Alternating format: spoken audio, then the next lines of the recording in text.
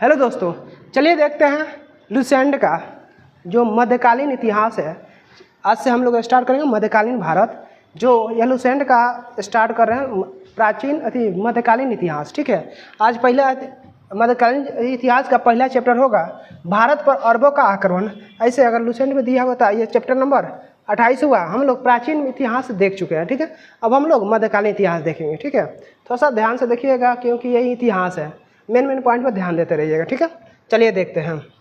मोहम्मद बिन कासिम भारत पर अरबों का आक्रमण। ठीक है, स्टार्ट करता है कहाँ? भारत पर अरबों का आक्रमण। मोहम्मद बिन कासिम के नेतृत्व में अरबों ने भारत पर पहला सफल आक्रमण किया था।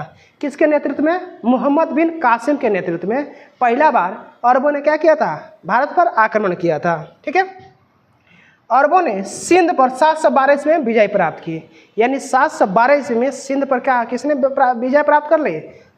अरबों ने। किसने किया? अरबों ने 712 ईस्वी में। ठीक है, अरब आक्रमण के समय सिंध पर दाहिर का शासन था। यानी जब अरब आक्रमण किए थे, कब? 712 ईस्वी में। उस समय सिंध का राजा कौन था? शासक कौन था? दाहिर। कौन था? दाहिर। ठीक है, अब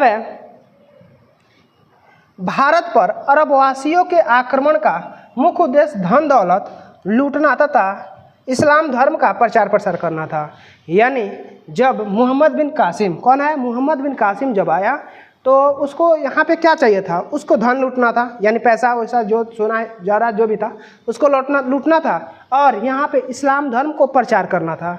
यानी इस्लाम बनो, तुम्हें इस्लाम बनेगा तो तुम्हें ये देंगे वो देंगे, यही करना था। ठीक है, ये क्या करता था? सब मोहम्मद बिन कासिम ये धर्म परिवर्तन कराता था। कौन? इस्लाम। मोहम्मद बिन कासिम अपना धर्म को प्रचार करता था। ठीक है, चलिए आगे देखते हैं। यहाँ पे हमारा 28 नंबर चैप्टर भारत पर अरबों का आक्रमण इतना ही था। जबकि अगला चैप्टर है मोहम्मद बिन कासिम। ये चैप्टर यहीं पे ख़त्म होता है। अगला चैप्टर होगा गजनी। कौन है?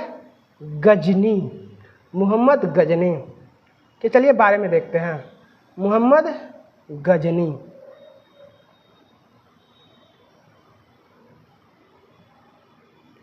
ठीक है, मोहम्मद गजनी चैप्टर नंबर 29 होगा। ठीक है, मोहम्मद गजनी कब आया था? 932 ईस्वी में अल्पतगिन नामक एक तुर्क सरदार गजनी साम्राज्य की स्थापना की। यानी कौन था? तुर्क सरदार था। कौन? गजनी साम्राज्य की क्या किया? स्थापना की। कौन? अल्पतगिन। अल्पतगिन कब किया था? 932 ईस्वी में। यानी भारत में क्या किया? एक गजनी साम्राज्य की स्थापना की। किसने? अल्पतगिन ने। ठीक है, यानी मोहम्मद हो गया, जिसकी राजधानी कहाँ थी? गजनी। यानी मोहम्मद ही था अल्पतगिन, वो क्या किया? गजनी साम्राज्य की स्थापना किया और राजधानी कहाँ बनाया? गजनी। ठीक है, अब अल्पतगिन की मृत्यु के पश्चात कुछ समय तक गजनी में प्रीतिगिन, कौन है? प्रीतिगिन ने शासन किया। यानी अल्पतगिन की जब मृत्यु हो जाता है तो कुछ समय तक कौन किया? प्रीतिगिन। गजनी में कौन किया शासन? प्रीतिगिन ने शासन किया। इसी के शासनकाल 972 से 977 ईस्वी में सर्वप्रथम भारत पर आक्रमण किया गया। 972 से 977 में क्या किया? भारत पर आक्रमण किया गया। प्रथम तुर्क आक्रमण के समय पंजाब में शाही वंश का शासक जयपाल शासन कर रहा था। यानी प्रथम तुर्क आक्रमण के समय में पंजाब में शाही वंश का शासक कौन था? जयपाल। कौन था? जयपाल शासन कर रहा था। ठीक है, अब अल्पतगिन का गुलाम तथा दामाद सुबुद्दीन 977 ईस्वी में गजनी की गद्दी पर बैठा। यानी अल्पतगिन का जो गुलाम तथा दामाद सुबुद्दीन 977 ईस्वी में गजनी के क्या बना? गजनी की गद्दी पर बैठा।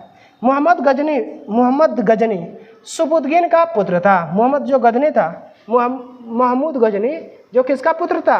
सुबुद्दीन का पुत्र था, जिसका जन्म 1 नवंबर 971 ईस्वी में हुआ था। जिसका जन्म कब हुआ था? 1 नवंबर 1971 ईस्वी में। अपने पिता के काल में महमूद गजनी खुरासान का शासक था। कहाँ का शासक था? खुरासान का शासक था। महमूद गजनी 27 वर्ष की अवस्था में 978 ईस्वी में गद्दी पर बैठा। 978 ईस्वी में क्या हुआ? गद्दी पर बैठा।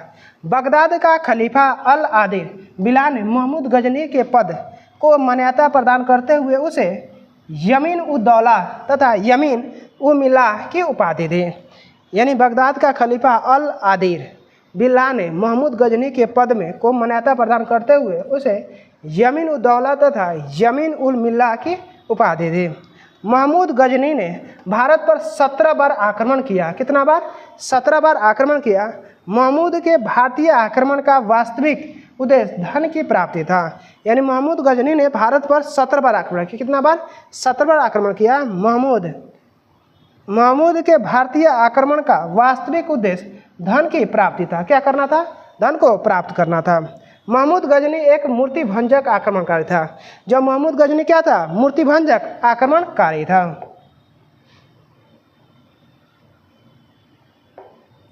अब है महमूद गजनी। क्या है? महमूद गजनी ने भारत पर प्रथम आक्रमण 1000 ईस्वी में किया तथा पेशावर को कुछ भागों पर अधिकार करके वह अपने देश लौट गया। यानी महमूद गजनी ने भारत पर प्रथम बार आक्रमण 1000 ईस्वी में किया तथा पेशावर के कुछ भागों पर अधिकार करके वह अपने देश लौट गया। महमूद गजनी ने 1001 ईस्वी में शाही राजा जयपाल के विरुद्ध आक्रमण किया था। इसमें जयपाल की पराजय हुई। किसकी पराजय हुई? जयपाल की पराजय हुई। महमूद गजनी का 1008 ईस्वी में नागरकोट के विरुद्ध हमले के मूर्तिवाद के विरुद्ध पहली महत्वपूर्ण जीत बताई जाती है। महमूद गजनी का 1008 ईस्वी में नागरकोट के विरुद्ध हमले को मूर्तिवाद के विरुद्ध पहली महत्वपूर्ण जीत बताई जाती है। महमूद गजनी ने थानेश्वर के चक्र स्वामीन की कांस्य निर्मित आदम कद प्रतिमा को गजनी भेजकर रंगभूमि में रखवाया। कहाँ रखा? रंगभूमि में रखवाया। महमूद गजनी का सबसे चर्चित आक्रमण 1025 ईस्वी में सोमनाथ मंदिर सौराष्ट्र पर हुआ। इस मंदिर की लूट में उसे करीब 20 लाख दिनार की संपत्ति हाथ लगी। कितना लाख? 20 लाख की संपत्ति हाथ लगी। अब सोमनाथ की रक्षा में सहायता करने के कारण अहिलवाड़ा के शासक पर महमूद ने आक्रमण किया। यानी सोमनाथ की रक्षा में सहायता करने के कारण अहिलवाड़ा के शासक पर महमूद के आक्रमण किया। ठीक है। सोमनाथ मंदिर लूट कर ले जाने के क्रम में महमूद पर जाटों ने आक्रमण कर दिया था और कुछ संपत्ति लूट लिया। जब सोमनाथ की लूट के ले जा रहा था सोना चांदी, तो रास्ते में क्या किया? कुछ जाटों ने क्या किया? उसे मंदिर में से आधा ले लिया। यानी मंदिर में से कर रहा है, यानी लूट वाले सामान में से जाटों ने कुछ सामान आकर कुछ संपत्ति लूट ली। ठीक है। अब है सोमनाथ भारत के 12 आदि अति ज्योतिषलिंगों में प्रथम है। जो सोमनाथ भारत के 12 आदि ज्योतिषलिंगों में से प्रथम है। यह गुजरात में अरब सागर के तट पर है। कहाँ है? यह गुजरात के अरब सागर तट पर स्थित है। 13 नवंबर 1947 को सरदार वल्लभ भाई पटेल के द्वारा इसका पुनर्निर्माण शुरू कराया गया और 11 मई 1951 के दिन राष्ट्रपति राजेंद्र प्रसाद के द्वारा मंदिर में प्राण प्रतिष्ठा की गई। यानी जो ज्योतिषलिंगों में से प्रथम कौन है? सोमनाथ का जो मंदिर है ये गुजरात में है। ठीक है। इसका जो बनाने का काम किया था किसने? सरदार वल्लभ भाई पटेल। और प्राण प्रतिष्ठा का काम किसने किया? डॉक्टर राजेंद्र प्रसाद ने किया था। ठीक है। अब है महमूद गजनी। क्या है? महमूद गजनी का अंतिम भारतीय आक्रमण 1027 ईस्वी में जाटों के विरुद्ध था। महमूद गजनी की मृत्यु 1030 ईस्वी में हो गई। महमूद गजनी की मृत्यु कब हो जाता है? 1030 ईस्वी में हो गई। ठीक है। अब है सुल्तान की उपाधि धारण करने वाला प्रथम शासक महमूद गजनी था। यानी सुल्तान का शासन मैंने सुल्तान का नाम मैंने क्या बोलते हैं? सुल्तान यानी क्या बोलते हैं इसको? यानी सुल्तान की उपाधि धारण करने वाला कौन था? महमूद गजनी था। ठीक है। महमूद के सेना में सेवंदर राय एवं तिलक जैसा हिंदू उच्च पदों पर आसीन थे। अलबरूनी, फिरदौसी, उतबी, फरूखी महमूद गजनी के दरबार में रहते थे। अलबरूनी, फिरदौसी, उतबी और फरूखी क्या थे? ये कवि थे जो कि गजनी के दरबार में रहते थे। अब अगला चैप्टर है मोहम्मद गौरी। क्या है? मोहम्मद गौरी। चलिए इसी में देख लेते हैं मोहम्मद गौरी को। गौर महमूद गजनी के अधीन एक छोटा सा राज्य था। गौर महमूद गजनी के अधीन एक छोटा सा राज्य था जो 1173 में शहाबुद्दीन महमूद गौर का शासन बना। इसने भारत पर पहला आक्रमण 1175 ईस्वी में मुल्तान के विरुद्ध किया था। किसके विरुद्ध? मुल्तान के विरुद्ध किया था। मोहम्मद गौरी ने किसके विरुद्ध? मुल्तान के विरुद्ध 1175 में किया था। मोहम्मद गौरी दूसरा आक्रमण 1178 ईस्वी में पाटन गुजरात पर हुआ। ठीक है, यहाँ का शासक कौन था? भीम द्वितीय ने गौरी को बुरी तरह से परास्त कर दिया था। भीम द्वितीय ने क्या किया था? मोहम्मद गौरी को बुरी तरह से परास्त कर दिया था। मोहम्मद गौरी भारत के विजित प्रदेशों पर शासन का भार अपने गुलाम सेनापतियों को सौंपते हुए गजनी लौट गया। यानी जो भी जीता था वो क्या किया? अपने सेनापतियों को संपत्ति देकर क्या हुआ? गजनी अपने, यानी क्या मोहम्मद गौरी गजनी लौट गया। ठीक है, अब मोहम्मद गौरी की हत्या 15 मार्च 1206 ईस्वी को कर दी गई। कब कर दी गई? 15 मार्च 1206 ईस्वी को। ठीक है, अब मोहम्मद गौरी द्वारा लड़ा गया प्रमुख युद्ध। मोहम्मद गौरी यानी तराइन का प्रथम युद्ध मोहम्मद गौरी ने लड़ा था 1191 ईस्वी में। गौरी व पृथ्वीराज चौहान, गौरी और पृथ्वीराज चौहान के बीच में हुआ था, जिसमें चौहान विजयी हुआ। कौन विजयी हुआ? चौहान।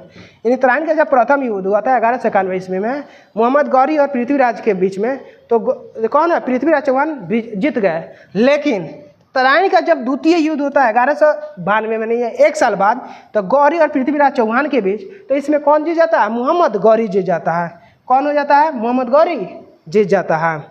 उसके बाद होता है 2 साल बाद चंदावर का युद्ध। कौन होता है? चंदावर का युद्ध 1194 में गौरी और जयचंद, किसके बीच में? मोहम्मद गौरी और जयचंद के बीच, जिसमें गौरी क्या हो जाता है? विजयी हो जाता है। मोहम्मद गौरी क्या हो जाता है? विजयी हो जाता है।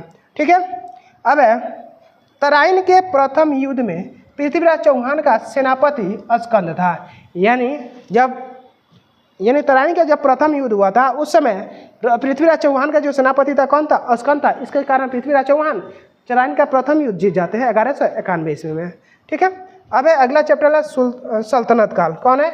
सल्तनत काल, जो कि अगला वीडियो में हम लोग देखेंगे। ठीक है, thank you for watching, like share and subscribe.